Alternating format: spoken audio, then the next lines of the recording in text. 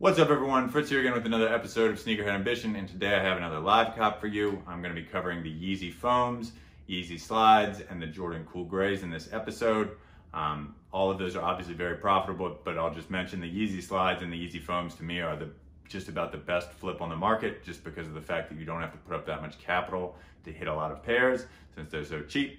And being so cheap, and the resale price makes the ROI pretty ridiculous. So these are all great drops, and hopefully we all had success. The majority of the footage today is going to be from the Yeezy Slides drop because I had a lot of problems with the foams. I started to run into zip bands for the first time really that I've seen in a long time for my personal cards, and I've also started to run into zip bands with some of the people that I've run slots for. So that drop was not the best. I had to make a lot of adjustments. The slides went well, I'll get into that later. And in regards to the Cool Grays, I'm gonna make an entire video on the current situation with the flex raffles and how they're not necessarily doing as much first come, first serve as they typically do. There are adjustments. I'm really not that worried about that in the grand scheme of things, but that really threw a wrench into all of our plans as far as trying to get a lot of those pairs. They raffled off all the men's. I didn't run for grade school because of all the other drops that were around, and I didn't feel that was the best use of my capital, but people did hit with those, so I don't wanna sit here and say nobody hit. But it was very difficult to hit any men's pairs first come, first serve, just because of the fact that they hardly dropped any. So just keep that in mind as you're watching this video. I always try to give you all my perspective on things, and I think that one of the bigger skills that I have in this space is just my mindset on how I go about viewing things. Now, what do I mean by that? Obviously, you need capital, you need to know how to bot, you need resources. There's a lot that goes into this, but I promise you that after the foams and the Cool Grays, I mean, I'd been setting up for that for 5, 6, 7 hours. You wake up that day and you don't really hit hardly anything. Now, I don't want to say I didn't hit any. I hit 5 or 6 pairs of foams. It was a decent day, but as far as my setup goes, that's garbage, right? And I can sit here and tell you that I have no problem. I'm gonna fail. I show you all when I don't do well, but you need to be able to view this as a skill, right? It's hard when you set up for hours, don't hit that much. You take that punch in the gut, and then the next day you've got to set up again. It's hard to show up that next day with the same level of enthusiasm and go quite as hard because you're not feeling that great. You're gonna run into this. If you don't plan for this mentally, your expectations are leading you towards failure. So know that if you're starting off, you're gonna fail all the time. There's nothing wrong with that. But if you view it as the bot's wrong or something's wrong with sneaker reselling, that's not the case, right? It's hard to not think like that. But if you see other people hitting, the problem is you. Now, that's okay, but you can't get mad at sneaker Twitter every time things don't go well. You have to take a deep breath, you have to go back, and you have to ask questions from a mindful perspective, not an angry perspective like what is wrong. It's you, right? And it's hard to not take that blame every time, but you need to go back to the drawing board and look at what isn't working. If you get angry and just throw your hands up in the air and walk away, you're not able to really assess what went wrong.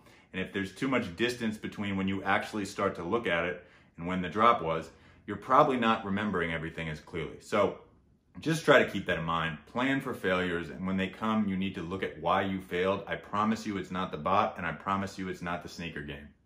In the 3 years or so that I've been botting, I can't tell you how many people I've run into that, quite frankly, were just as good as me or doing just as well as me, who have just stopped along the way.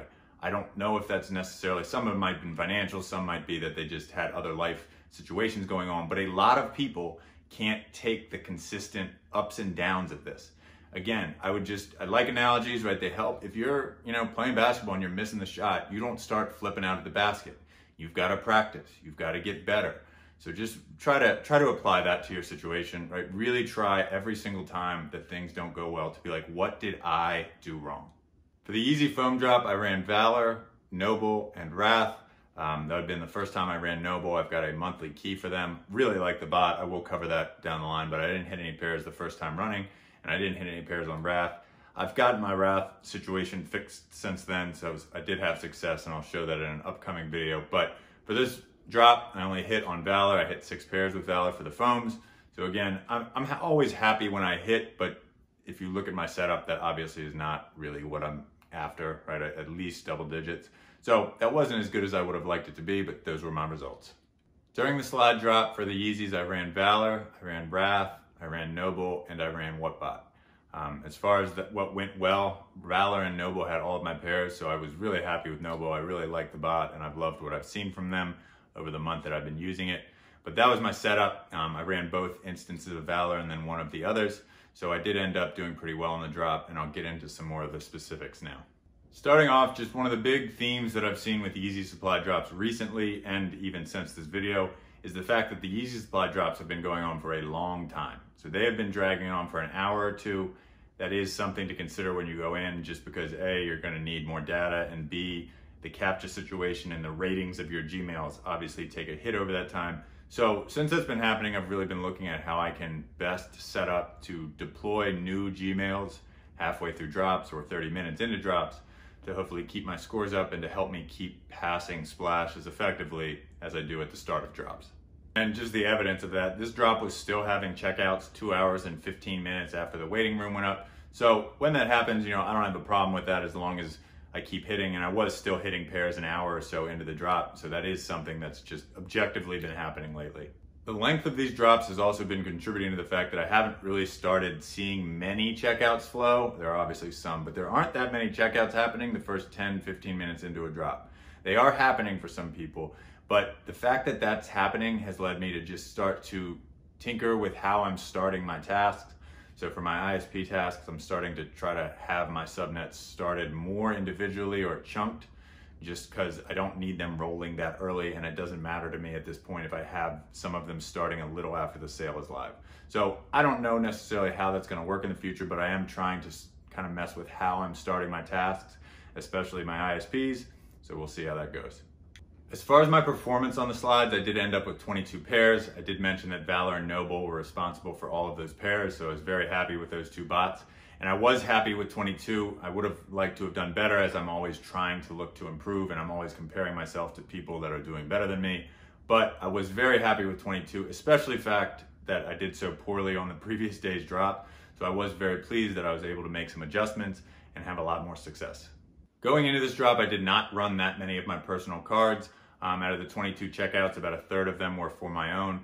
I've just got a lot. If you've been watching this channel, I just moved. I've been making a lot of investments with the money I've made from botting and just sneaker reselling in general. So I didn't run as many of my personal cards, and that definitely ended up hurting me a little bit. I definitely got a much higher decline rate on other people's cards than of my own. I obviously know that going in, but that's just something that definitely, I should have hit more pairs. If I had run all my own cards, I know that I have a little edge on other people as far as how to manipulate them, and I do have better services, just overall. So, something like Slash or Capital One or Privacy really helps me as opposed to some of the cards I get from others. But that did definitely hurt my checkout numbers for the day, but that's okay because, like I said, I've got other stuff going on at the moment. As far as the final checkout numbers for the bots, Valor got me 14 pairs and Noble got me 8. Like I mentioned, this was my first time running Noble successfully, so I am going to make a video and a tutorial on that coming up in the next couple weeks. Like I said, I thoroughly enjoyed using the bot. It had a great UI, had a great dashboard where everything was able to be seen nice and easily. Got me checkouts. So like I said, I really can't speak highly enough of this bot. Loved it the first time I used it. The one thing I will say is they probably have the weakest checkout notifications I have seen. So, that's not that big of a deal, but you can't see the thing. So if I had to, knock them for one thing, make that checkout notification, bam. As far as the two bots that I ran that I did not hit with, that would be Wrath and Whatbot. I definitely need to look at my setups on those and see if maybe I need to switch from in-bot solvers to AYCD, or maybe I had AYCD connected. I need to look at what I did wrong there because I'm not gonna be a hypocrite. I'm gonna go off of what I said earlier. I see people hitting a lot with Wrath and Whatbot. Now, I've used both bots successfully before, so I'm not clueless on how to use them, but I do need to clearly adjust some things so that I hit pairs on those as well. Because like I said, I'm always trying to see how I could do better. So it looks like I nailed 2 of the bots.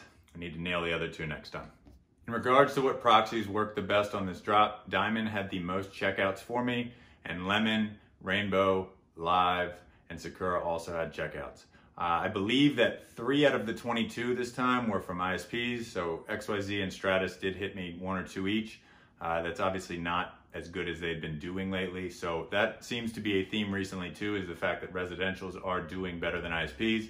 I don't want to say ISPs aren't working because I did hit with them, but I did have a lot more success with residentials on this drop. Anyways, that's all for this portion of the video. As always, please leave any comments, questions, debate topics in the comment section below. I'll try to get back to you quickly. And just sorry about the past 2 or 3 weeks. I haven't been able to get as many videos as I would like to up. I've had a lot going on, but in the coming weeks, I am going to try to get back to putting up 2 or 3 a week. So check back later this week. I've got some good live cops from the recent drops that I'm going to put up, and just check back for more content in the coming weeks. So until then, see ya.